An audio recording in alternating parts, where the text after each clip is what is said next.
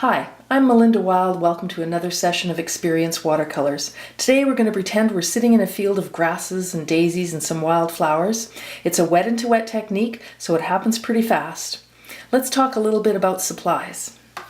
We're going to use watercolor paper. We need tape to tape our paper down with. We're going to need a pencil to draw our daisies.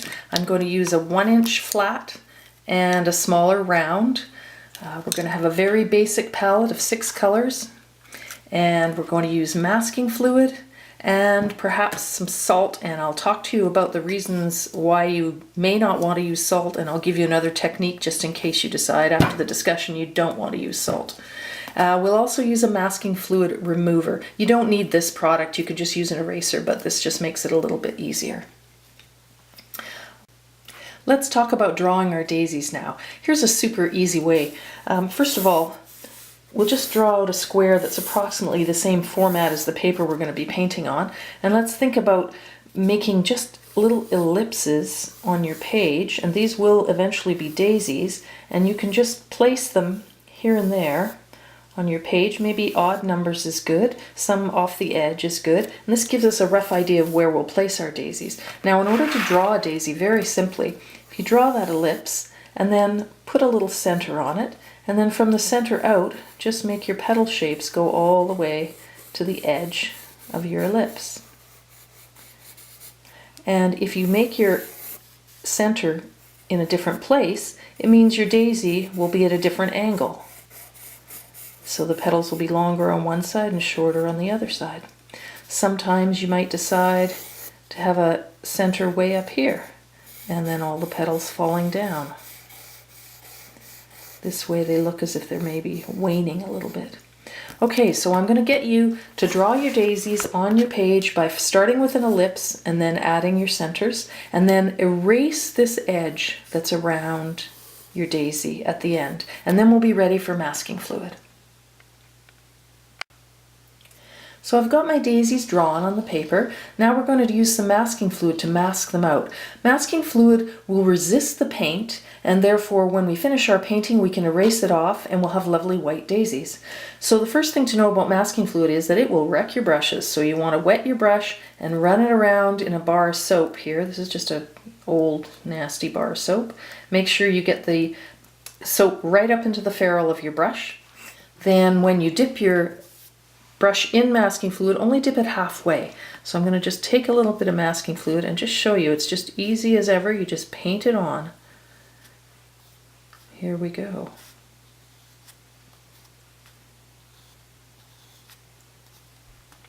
Now this will need to dry, and I'm going to do all of them. And then when you want to dry it, blow drying it is okay as long as you don't use a blow dryer that's too hot, or sometimes if you use it too hot and too close to the paper, you'll end up adhering the masking fluid right to the paper and you will not get it off at the end of your painting, which is hugely disappointing when you've gone to all that work. So blow dry carefully, lifting the blow dryer at least 10 inches away from the masking fluid, and when it's dry we'll be ready to go for paint. First thing we're going to do is wet our paper, and I'm going to make it quite juicy because I want it to buy me some time, because this whole thing's going to happen really quite fast, and if our paper gets too dry the effect doesn't work quite as well. So I'm going to make it nice and wet there. Okay, then I'm going to start with some yellow, and I'm going to do big bold strokes, maybe 6 or 8. Right from the bottom of the page, right off the page. Then I'm going to add a tiny bit of turquoise to that yellow without even cleaning out my brush. And I can do another 6 or 8 big strokes. These blades of grass is what we're making here. Then I'm going to take some pure turquoise and just come in from the top here to suggest a bit of sky.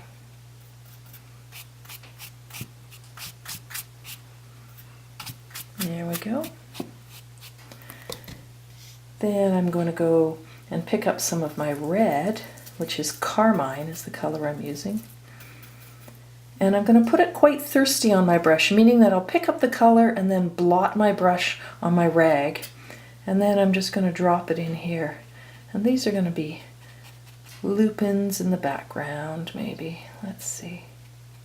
And you see, because the paper's wet, I hardly have to do anything. I just have to lay down the color, just tap it pretty much, and they fuzz and they create lovely little lupins for me. Now as I lay them in here, I want to make sure they're different distances apart and different heights. I'm going to add a tiny bit of ultramarine blue to that pink to give me a little bit of a more purpley color. And maybe I can stick a bit of a purple lupin in here too. Lupins come in all different shades. That is for sure. There we go.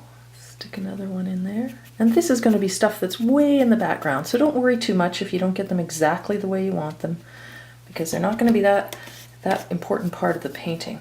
Okay, now I'm cleaning out my brush and I'm going to grab some yellow again and some turquoise again, and I'm making it a little bit deeper and darker, and I'm going to make a whole bunch more strokes. Grasses. Sometimes it's good to jump over the red. You mix red and green and you kind of get gaga brown, so if your brush has really good thick paint on it, then you can afford to go right over the red, but if it's not that thick, you're going to end up with a mixture that isn't all that pretty. Okay, I'm going to add a tiny bit of burnt sienna to this mix. That way I get a more believable green. There we go. And it's kind of fun to make blades of grass that come up and then turn your brush and flick down. You could try a few of those on your sketchbook before you go on to painting this, just for fun, to make sure that you get the hang of it. I want to make sure I get some good rich darks around my masked daisies. I'm actually going to add a tiny bit of Prussian blue to this mix now, because I want it to be nice and rich and dark. Okay, there we go, that's about right. See how much darker that is?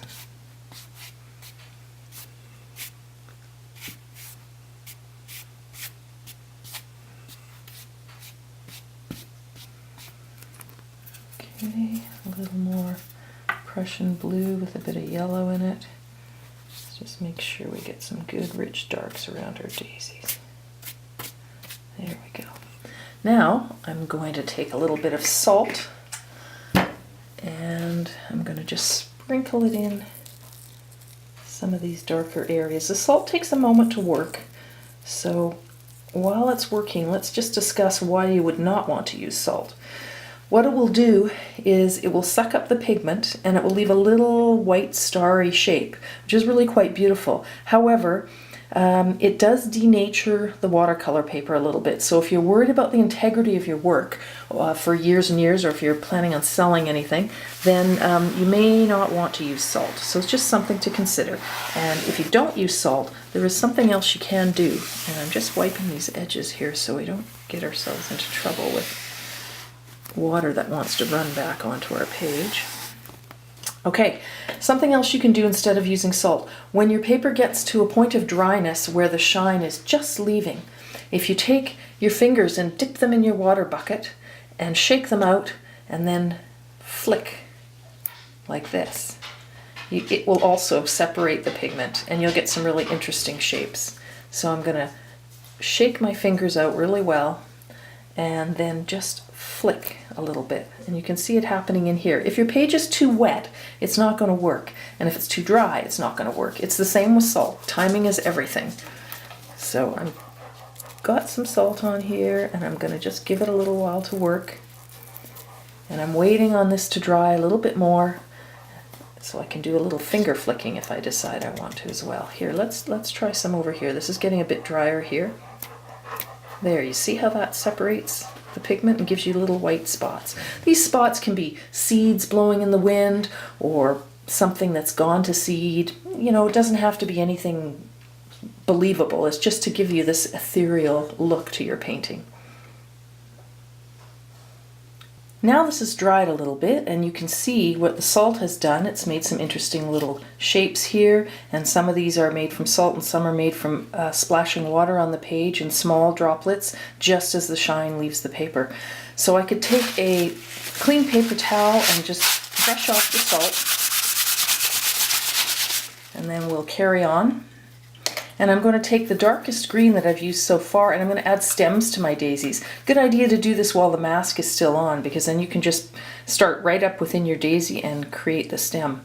One thing I will suggest is don't have the stems going all the way to the bottom of the page. Just let them sink into the grasses. They also need a little bit of leaves, so here's my leaf way of doing leaves. I just put a little pressure on the brush and kind of wiggle it around and then lift off. It's pretty basic, but it gives you a nice idea of those kind of gnarly leaves that daisies sometimes have. There we go. So we'll just make a bunch of them. This guy maybe could go off the page. I don't know. There we go. And another guy here. And there we are. Grab a little more paint. Sometimes students will make these leaves a bit too dark. Be careful not to get too dark with them, because then they really jump out at you. Okay, now I want to add just a couple of extra strokes also that will be clear focus. In other words, they'll be sharp, they won't be fuzzy. See how the yellow streaks that we did at the beginning, which probably seemed a little bit scary, they've just disappeared into almost nothingness. They just add to the essence of the picture. Same with the lupins. They're just not that important, but they really add something. Okay, let's just do a few extra streaks here. Nothing too heavy, but I just want to suggest something that's right in the foreground along with the daisies. All right, we're ready to dry this and remove our mask.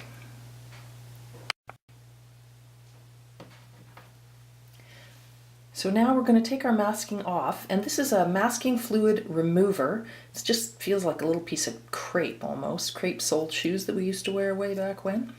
And it just makes the job a little easier because the masking fluid sticks to it.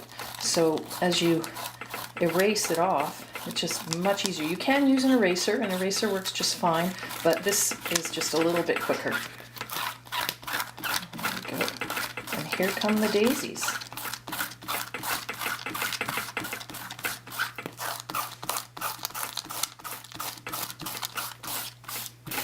And one more.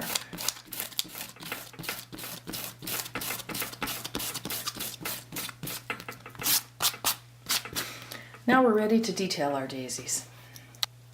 So I've zoomed in a bit on these couple of daisies because we're going to create the detailing on them. And the first thing to do is mix up a yellowy orange. So I'm taking a bit of my yellow and adding a bit of carmine to it and just making a nice little puddle of it. And then here we'll just paint a center. Maybe I can do two of them at once. I don't recommend doing all of them at once. Just put in the color, then cleaning out my brush and picking up a little bit of ultramarine blue. And while those centers are damp, I'm going to drop a little bit of ultramarine blue along the edge of that dampness, and it'll just run into the center a little bit, and that will create a bit of a dome on our daisy center instead of having it just be flat. So we'll do them all just like that.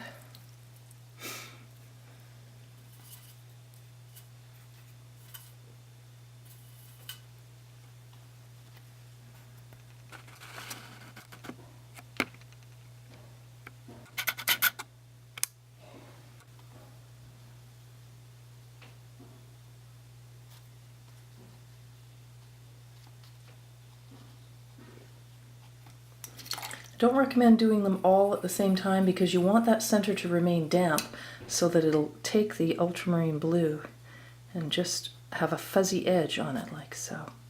Oh, a little bit more there.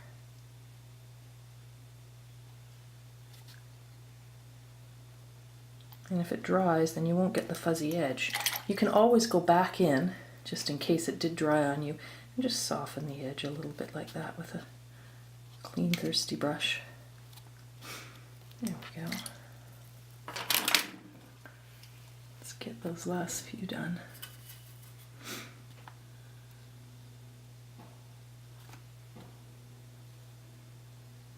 This one's a little bigger, a little closer up maybe. again, just dropping that ultramarine on while it's damp. And if it doesn't go where you want it to go, clean out your brush, make it thirsty on your rag, and just come in from the other side, the clean into the dirty, and you can soften those edges.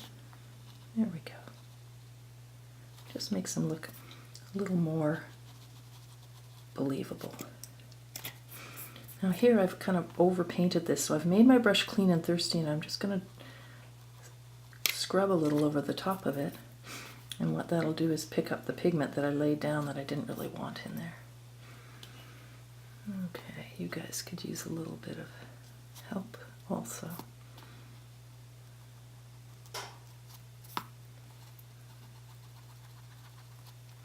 So that's, again, just a clean brush and then making it thirsty on my rag and then softening along the edge. There we go.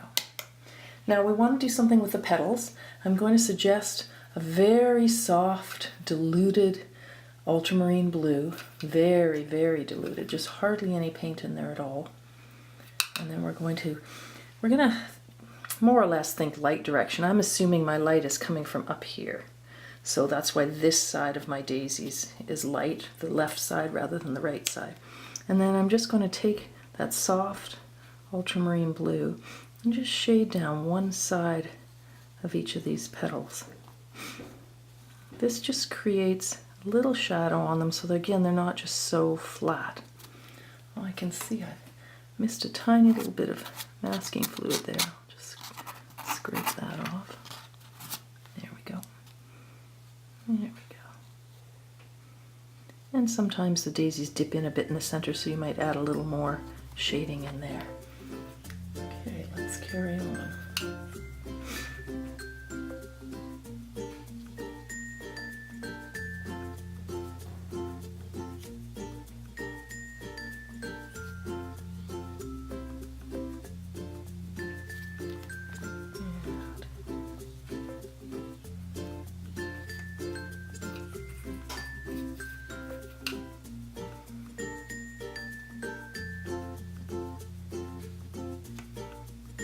Some people like to use grays for this.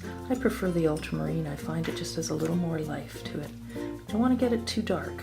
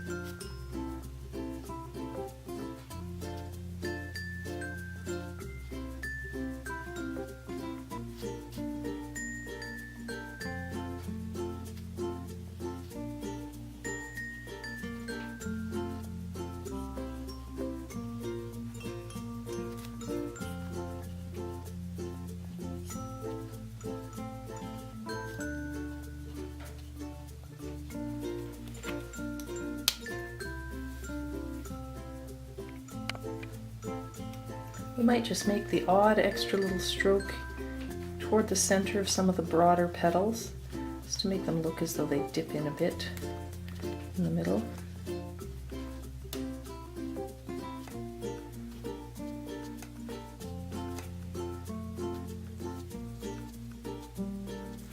And then I think we're ready to just add a few little blades of grass to complete this, because we might want the odd blade of grass running in front of a daisy.